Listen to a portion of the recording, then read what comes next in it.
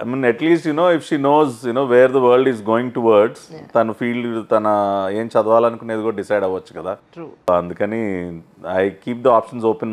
మా చిన్నప్పుడు ఎప్పుడు ఏ ప్రెషర్ పెట్టలేదండి. మా చెల్లి ఇంటర్మీడియట్లో బైపీసీ తీసుకుంది, ఫెయిల్ అయింది. ఒక్క మాట అనలా, నాకు ఇప్పటికీ గుర్తు. రిజల్ట్ వచ్చిన రోజున ఒక్క మాట అనలా ఇంట్లో.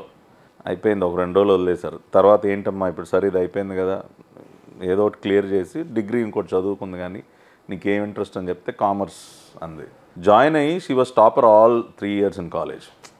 తనలో ఒక పట్టుదల, అరే నాకు ఇంకో అవకాశం ఇచ్చారు, నేను ప్రూవ్ చేసుకోవాలి.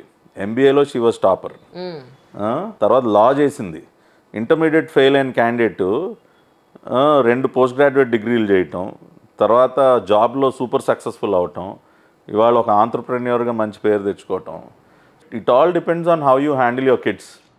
ప్రెషర్ పెట్టేసి నేను 93 10th, 93 95 ఇంటర్మీడియట్.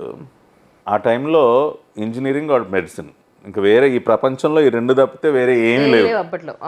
అటువంటిది నేను ఎంపీసీ తీసుకున్నా, సిద్ధార్థ కాలేజు వెళ్ళేవాడిని కాలేజ్కి.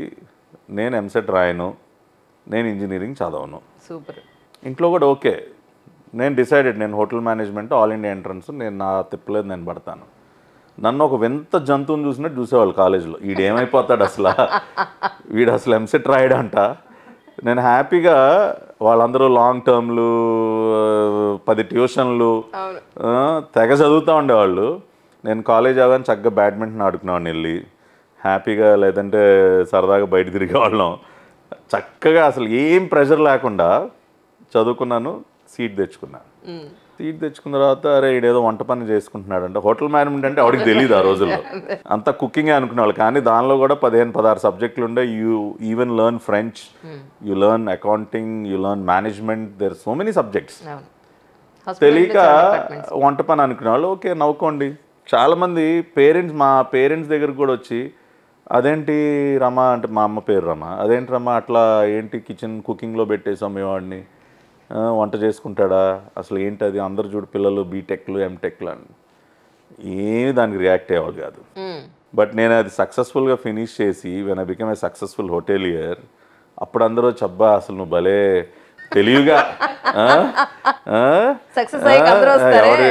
ఎవరికి చెప్పకుండా నువ్వు ఒక్కడే చదివేసుకున్నావు, నీకు కాంపిటీషన్ లేకుండా సీట్ సంపాదించేసుకున్నావు అని నేను చెప్పా. ఆల్ ఇండియా లెవెల్లో 1100 సీట్లు ఉండేయండి. There was huge competition. So అట్లా it is all because my parents left it to అస్.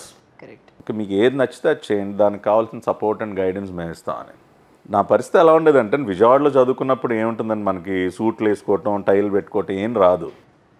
ఇంటర్వ్యూకి వెళ్ళాం హోటల్ మేనేజ్మెంట్ చెన్నైలో. అంటే రిటర్న్ టెస్ట్ పాస్ అయిన తర్వాత మళ్ళీ ఇంటర్వ్యూ 1:3 రేషియోలో మళ్ళీ ఫిల్టరేషన్ ఉంటుంది.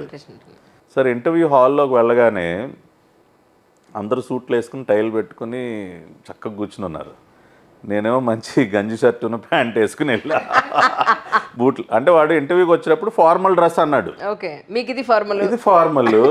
అందరు ఇట్లా చూసారు నన్ను, వీడు ఎవడు ఇట్లా వచ్చాడు వీడని. నేను అన్న, నాన్నగారు అయిపోయింది, ఇంకా మనకి సీట్ రాదు, వీళ్ళందరూ సూట్లు వేసుకొచ్చారు, ఏం పర్లేదు, ఇది ఫార్మలే, అది వాళ్ళ దృష్టిలో అది ఫార్మల్ అయితే ఇది మనకి ఫార్మల్, ఏం పర్లేదు. ఇంటర్వ్యూ రూమ్లోకి వెళ్ళగానే వాళ్ళు ఇట్లా చూశారు. అంటే ఏంటి, is there any special reason for your dress అంటే, this is what I'm comfortable in, this is also treated as formal. Yeah, it is. We are not saying that it is not formal. But still, I mean, we were surprised, when all your other... You are something different than others that are అర్థమైంది. So అంతా సరదాగా అయిపోయింది interview. అయిపోయింది, seat వచ్చింది. అట్లా అవన్నీ తలుచుకుంటే. But Hyderabad ఆ కాలేజ్కి వెళ్ళిన తర్వాత ఐ ఓపెన్డ్ అప్. అంటే అప్పట్లో అంత నాకు స్టేజ్ ఫియర్ చాలా ఉండేది. అంటే చిన్నప్పుడు డ్రామాలు బాగా వేసేవాడిని. బట్ ఒక గ్యాదరింగ్, ఒక 300-400 మంది ముందు స్పీచ్ ఇవ్వాలంటే కొంచెం ఇదయ్యేవాడిని.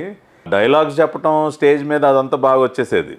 బట్ ఎక్స్టెంపోర్ మాట్లాడాలంటే కొద్దిగా ఇబ్బంది అయ్యేది. బట్ ఆ కాలేజ్కి వెళ్ళిన తర్వాత అదంతా అలవాటు అవటం, హిందీ ఫ్లూయెన్సీ. అంటే హైదరాబాద్లో ఉంటే ఆటో వాళ్ళు నేర్పించేస్తారు మనకు ఉర్దూ మిక్స్ హిందీ. సో అట్లా ఇవాళ ఏంటంటే చక్కగా మనం స్పీచ్లు ఇవ్వగలుగుతున్నాం. కానీ నిన్న గ్రూప్లో మీ ఫోటో చూడగానే మా వాళ్ళు చాలా మంది వేణుస్వామి గారికి చాలా దగ్గర పోలికలు ఉన్నాయి. ఇద్దరు యాపిల్ పండు లాగా ఉంటారు. కానీ మా ఇద్దరికి ఉన్న డిఫరెన్స్ ఏంటంటే ఆయన జాతకాలు చెప్తారు, నేను జాతకాలు తిరగరాస్తా, నా అపోనెంట్ జాతకాలు తిరగరాస్తా నేను. సో అది తేడా మా ఇద్దరికి. True true. కానీ సార్ యాక్చువల్లీ మీ పాపని మిస్ అయిన ఫీలింగ్ ఉంది నాకు. యా నెక్స్ట్ టైం ఏముంది, ముగ్గురిని కలిపి మళ్ళీ ఒకసారి చేద్దుగా. నిజంగా. యా కానీ సార్ మీ ఇప్పుడు యాజ్ యూ సెడ్ జరిగిపోయిన దాని గురించి మీకు బాధ లేదు అన్నారు, వర్తమానమే మరి పట్టించుకుంటానంటున్నారు. ఫ్యూచర్ గురించి కూడా మీకు భయం లేదా నిజంగానే? ఎందుకంటే ఇన్నాళ్ళ నుంచి పార్టీలో ఉన్నారు, బిజినెస్లన్నీ క్లోజ్ చేశారు. రాజకీయాల్లో ప్రస్తుతం రాజకీయాల్లో మనం పెట్టడమే తప్ప మనకి రావడం అనేది కొంచెం చాలా కష్టం. అంటే అధికారంలో లేదు కాబట్టి కొంచెం కష్టమైన పని. ఇప్పుడు ఇన్నాళ్ళు కూడా మీరు జేబులోంచి పెట్టాల్సిన సిచ్యువేషన్సే మ్యాక్సిమం ఉంటాయి. మరి ఫ్యూచర్ ఏంటి అని అనుకున్నప్పుడు మేడం నుంచి కానీ మీ నుంచి కానీ ఎప్పుడు నేను, మీరు ఆశ్చర్యపోతారేమో, ఇప్పటి వరకు నేను తనకి 1 గ్రామ బంగారం కూడా కొనలా.